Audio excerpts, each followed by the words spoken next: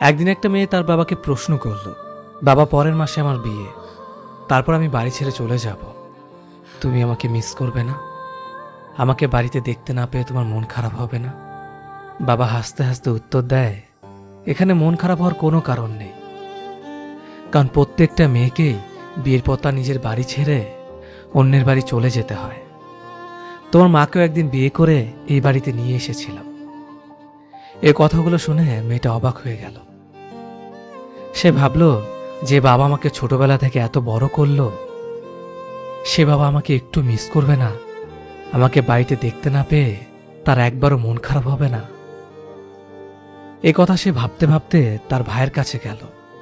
তার ভাইকে গিয়ে জিজ্ঞেস করল, ভাই 1 মাস পর আমার বিয়ে, তারপর আমি বাড়ি ছেড়ে চলে যাব, তুই আমাকে মিস করবি না? তার ভাই হাসতে হাসতে উত্তর দিল, আমি তোকে মিস করব কেন? আমার তো বরং ভালোই হলো। এবার তোর সাথে আমার রুম শেয়ার করতে হবে না, তোর সাথে আমার আলমারি শেয়ার করতে হবে না। আমি আমার বন্ধুদের সাথে যখন খুশি আড্ডা দিতে যেতে পারবো, অনেক রাত অবধি বন্ধুদের সাথে কথা বলতে পারবো। তুই আর আমাকে বকার জন্য থাকবি না।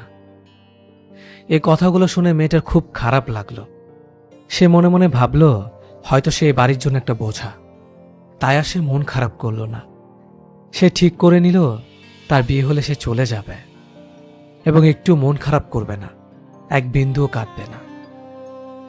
দেখতে দেখতে 1 মাস কেটে গেল। বিয়ের দিন চলে এলো। বাবা এবং ভাই মিলে বিয়ের সমস্ত প্রস্তুতি নিচ্ছিল, কিন্তু মেয়েটি একটা জিনিস লক্ষ্য করল, বিয়ের দিন সকালবেলা থেকে তার বাবা কিংবা তার ভাই কেউই তার সাথে কথা বলছে না। চোখে চোখ রেখে একবারও কথা বলছে না, এড়িয়ে যাচ্ছে। মেয়েটার প্রচণ্ড রাগ হলো, কিন্তু মেয়েটা কিছু বলতে পারল না।